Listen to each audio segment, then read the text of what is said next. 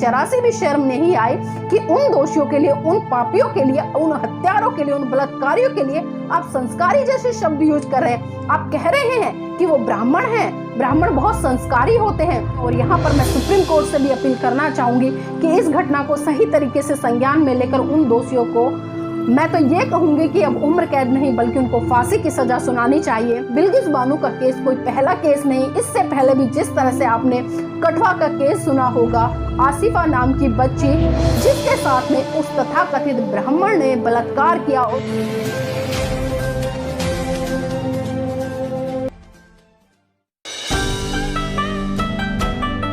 यत्र नार्यस्ते पूज्यन्ते रमन्ते तत्र देवता, अर्थात जहाँ नारियों की पूजा होती है वहाँ देवता वास करते हैं। साथियों, मेरी पंक्ति से आप समझ ही गए होंगे कि आखिर आज मैं किस संदर्भ में बात करूंगी। साथियों, बात करूंगी मैं उस दिन की जब हमारे देश के माननीय प्रधानमंत्री जी 15 अगस्त को लाल किले से आज़ादी का 75वां अमृत महोत्सव मना रहे थे और देश के लोगों को अपने बड़े बड़े जुमलों से प्रभावित करने का काम कर रहे थे। और खासकर अगर मैं बात करूं महिला सशक्तिकरण को लेकर, तो हमारे देश के माननीय प्रधानमंत्री जी महिलाओं के लिए, बेटियों के लिए इस तरह की काल्पनिक बातें कर रहे थे कि मानो उनसे बड़ा कोई भी महिलाओं का हितैषी ना हो। महिलाओं को आगे बढ़ने की आज़ादी, महिलाओं को पढ़ने की आज़ादी, महिलाओं को अपनी मर्जी से हर तरह से स्वतंत्र रहकर अपनी आवाज़ को बुलंद करने की आज़ादी हमारे देश के माननीय प्रधानमंत्री जी लाल किले से बोलकर उनके हौसले को बढ़ाने का काम कर रहे थे। लेकिन धरातल पर क्या ये बातें उतनी ही चरितार्थ होती हैं जितने कि लाल किले की प्राचीन दीवारों से। साथियों, 15 अगस्त को एक ऐसा फैसला आया जिसने कि इस देश में इंसाफ के लिए गुहार लगा रहे न्यायालयों में महिलाओं के ऊपर एक तरह से मैं कहूंगी कि उनकी भावनाओं पर बुलडोजर चलवाने का काम किया। साथियों, मैं बात कर रही हूँ बिल्किस केस की। जी हाँ, वही बिल्किस बानो 2000 के दंगों में मात्र 19 साल की बिल्किस बानो जो कि गर्भवती थी, उसके साथ में सामूहिक रूप से तथाकथित अपने आप को हिंदूवादी विचारधारा के कहने वाले, हिंदूवादी विचारधारा के पोषक, अपने आप को सनातन धर्म का कहने वाले लोगों ने सामूहिक रूप से बलात्कार किया। और बलात्कार ही नहीं साथियों, उसके साथ में उन्होंने उनकी 3 साल की मासूम बच्ची और उसके परिवार के 14 लोगों को मौत के घाट उतार दिया। इतनी भयानक घटना कि सुनकर भी आपकी रूह कांप जाए। लेकिन जिस व्यक्ति के साथ में एक घटना घटी, आप उसकी मानसिक स्थिति समझ सकते होंगे कि उस समय बिल्किस बानो पर क्या गुजरी होगी। बिल्किस बानो ने लगातार संघर्ष किया, लगातार न्यायालयों के दरवाजे खटखटाए, तब जाकर कहीं ना कहीं जो 11 दोषी थे उनको उम्र कैद की सजा सुनाई गई। लेकिन अभी 15 अगस्त को जिस तरह आप सबने देखा, जो 11 दोषी थे गोधरा सब जेल से उनको साथियों रिहा कर दिया गया। और जो गुजरात सरकार है, गुजरात सरकार ने दोषियों को माफी नीति के तहत रिहाई कर दी। आप सोचिए एक बार कि सिर्फ माफी नीति के तहत इतने गंभीर आरोपियों को माफ कर देना और उनको रिहाई दे देना, उस महिला के ऊपर क्या बीती होगी। और साथियों, जिस तरह से उन 11 दोषियों को रिहाई मिली, 15 अगस्त को लोगों ने उनके स्वागत में फूल मालाएं पहनाई, उनको तिलक लगाए और उनको मिठाइयाँ खिलाई और खासकर साथियों उत्सव मनाए गए। किस देश में रह रहे हैं और किस देश में आज हमारे देश के माननीय प्रधानमंत्री जी महिलाओं की सुरक्षा की बात करते हैं, महिलाओं को न्याय दिलाने की बात करते हैं, महिलाओं को खुले आसमान में उड़ने की बात करते हैं। और खासकर लगातार जिस तरह से वो नारे देते नजर आते हैं कि बेटी बचाओ बेटी पढ़ाओ। क्या बिल्किस बानो किसी की बेटी नहीं? या बिल्किस बानो की जो 3 साल की बच्ची को दरिंदों ने मौत के घाट उतार दिया, क्या वो इस देश की बेटी नहीं थी? लेकिन मैं यहाँ पर कहना चाहूंगी और बताना चाहूंगी साथियों, आज इस देश में जिस तरह से जाति धर्म के आधार पर फैसले हो रहे हैं, जाति धर्म के आधार पर लोगों पे अत्याचार शोषण हो रहे हैं, बिल्किस बानो का केस कोई पहला केस नहीं। इससे पहले भी जिस तरह से आपने कठवा का केस सुना होगा, आसिफा नाम की बच्ची जिसके साथ में उस तथाकथित ब्राह्मण ने बलात्कार किया और उसका सर कुचल कुचल कर पत्थर से उसको मौत के घाट उतार दिया।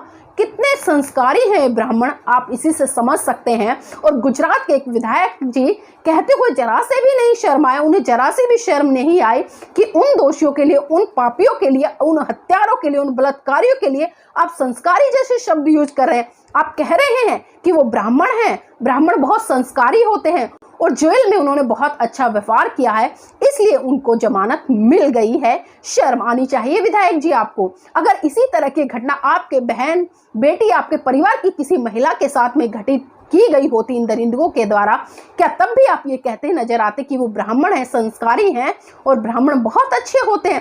क्या तब भी यही कहते? मैं पूछना चाहती हूँ आपसे। और जिस तरह से हिंदू विश्व परिषद के लोगों ने इस घटना को संज्ञान में लेकर उन 11 दोषियों को फूल माला पहनाकर उनके सम्मान में कार्यक्रम आयोजित किया, और मैं एक वीडियो देख रही थी जिस तरह से एक महिला उनको तिलक लगाकर, मिठाई खिलाकर उत्सव मना रही है। शर्म आती है मुझे आपको महिला कहते हुए भी। क्या आपकी ममता इतनी मर गई है? क्या आप इतनी निर्दयी हो चुकी हैं कि एक महिला के बलात्कारियों को आप इस तरह से मिठाई खिलाकर उनका स्वागत कर रही हैं? आप भी किसी की बहन बेटी होंगी, किसी की माँ होंगी, किसी की पत्नी होंगी।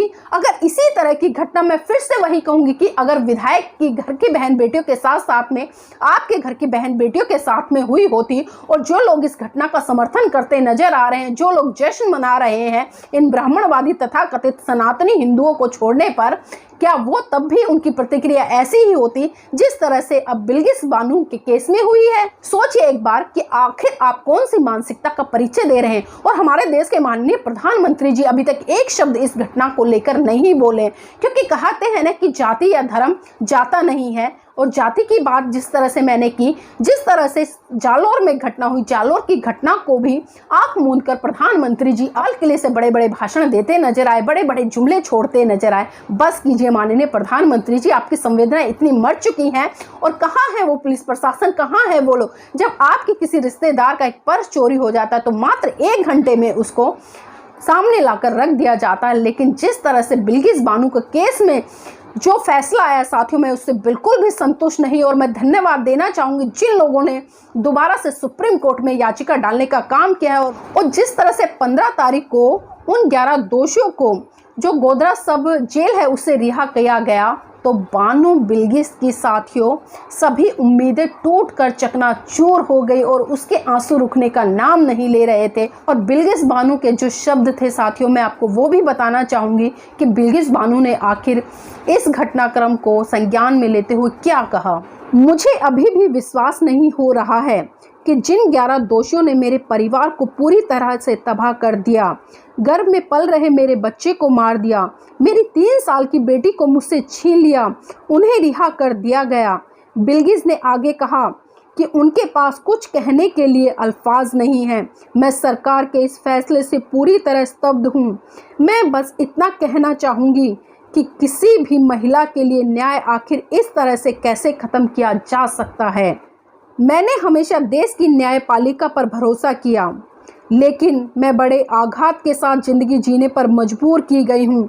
दोषियों की रिहाई के बाद न्याय के प्रति मेरा भरोसा डगमगाया गया है। यह फैसला सिर्फ मेरा ही विश्वास नहीं तोड़ रहा है, बल्कि उन सभी महिलाओं के लिए भी विश्वास को तोड़ रहा है जो अपने न्याय के लिए संघर्ष कर रही हैं। तो साथियों, ये शब्द थे बिल्किस बानो के। कितनी तड़प है इन शब्दों में और कितनी नाराज़गी झलक रही है उस मनुवादी सरकार के खिलाफ, उस मनुवादी कोर्ट के खिलाफ, उन मनुवादी जजों के खिलाफ, उन मनुवादी वकीलों के खिलाफ जो इस केस के पक्ष में पैरवी करते नजर आ रहे थे और जो उन दोषियों को बचाने के लिए यथासंभव जितने प्रयास थे वो सभी कर रहे थे। लेकिन साथियों, इस तरह की रिहाई बहुत बड़े सवाल खड़े करती है।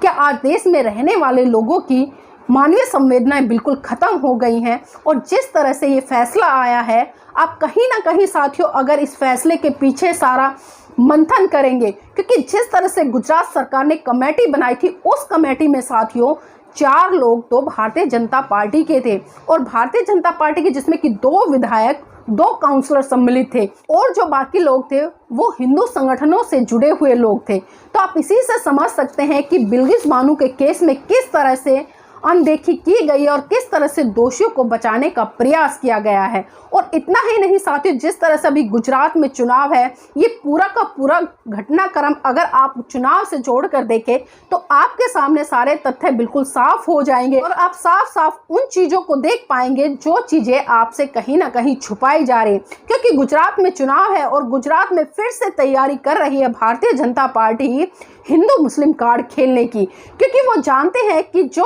ब्राह्मणवादी व्यवस्था के वो पोषक हैं, आज जिस धर्म को बढ़ावा देने के लिए काम कर रहे हैं और जिस तरह से गुजरात में अपने आप को तथाकथित हिंदूवादी संगठनों के संरक्षक कहूँ या पार्टियों के संरक्षक कहूँ, या जिस तरह से आज बहुत बड़ा तबका जो गुजरात में है जो कि पूंजीपति तबका है, उस पूंजीपति तबके ने, और खासकर मैं बिल्कुल स्पष्ट कर दूं, जो गुजराती लोग हैं, चाहे भारतीय जनता पार्टी के उसमें माननीय नरेंद्र मोदी जी हो, अमित शाह जी हो, अडानी हो, अंबानी हो या और भी व्यक्ति हो, इन लोगों ने तो देश का बेड़ा गर्क कर दिया और इस देश को कंगाली के कगार पर पहुंचाने के जो सारे इनके मंसूबे हैं उसमें लगातार ये सफल हो रहे हैं। लेकिन साथियों, मैं आपसे उम्मीद करूंगी कि आप सभी लोग बिल्किस बानो के साथ में खड़े हों, उसके इंसाफ के लिए गुहार लगाएं और यथासंभव जितने भी प्रयास आपकी तरफ से हो सकते हैं वो प्रयास करें, ताकि जो दोषी हैं उनको दोबारा से सलाखों के पीछे डालने का काम किया जा सके। क्योंकि अगर साथियों आज आप इस घटना के लिए नहीं खड़े हुए तो भविष्य में फिर ऐसी घटनाएं होंगी और फिर ऐसे ही बलात्कारियों को रिहाई मिल जाएगी और कहीं ना कहीं जिन बहन बेटियों के साथ में इस तरह की घटनाएं होती हैं वो इंसाफ की दहली पर सर पीट पीट कर साथियों आत्महत्या करने पर मजबूर हो जाएंगी। क्योंकि आप सबने देखा था जिस तरह से निर्भया कांड हुआ था, निर्भया के साथ में पूरा देश सड़कों पर उमड़ उठा था, देश में कैंडल मार्च आयोजित किए जा रहे थे, पूरे देश से ही नहीं बल्कि विश्व में भी आवाज उठ रही थी। लेकिन आज क्या बात है कि बिल्किस बानो के केस में सिर्फ पर्टिकुलर कुछ विशेष समुदाय के लोग ही खड़े नजर आ रहे हैं। और यहाँ पर साथियों मैं आप सभी से अपील करूंगी कि आप सभी संगठित होकर बिल्किस बानो के इंसाफ के लिए गुहार लगाएं, सरकार से अपील करें और लगातार अपनी एकता का परिचय देते हुए साथियों बिल्किस बानो को न्याय दिलाने का काम करें और जिन 11 दोषियों को तथाकथित मनुवादी विचारधारा के लोगों ने रिहा कराने का काम किया है उन पर भी उचित व कड़ी कार्रवाई हो, ताकि इस तरह की घटनाओं पर लगाम लगाई जा सके। और साथियों जिस तरह से आने वाले समय में गुजरात में चुनाव है साथियों, उस पर भी आपको सही तरीके से निर्णय लेना होगा, वरना आज बिल्किस बानो है, कल को आपकी बहन बेटी हो सकती है, उसके साथ भी इस तरह की घटनाएं हो सकती हैं। तो साथियों जिस तरह से आपने निर्भया केस में बढ़ चढ़कर सहयोग दिया, इसी तरह से आप बिल्किस बानो के साथ खड़े होइए ताकि उस महिला को हौसला मिले। और यहाँ पर मैं सुप्रीम कोर्ट से भी अपील करना चाहूंगी कि इस घटना को सही तरीके से संज्ञान में लेकर उन दोषियों को, मैं तो ये कहूंगी कि अब उम्र कैद नहीं बल्कि उनको फांसी की सजा सुनानी चाहिए। गंदी मानसिकता के लोग जो लगातार उन्हें बचाने पर तुले हुए हैं उनको भी एक सबक मिले कि आखिर आप किसके साथ खड़े थे।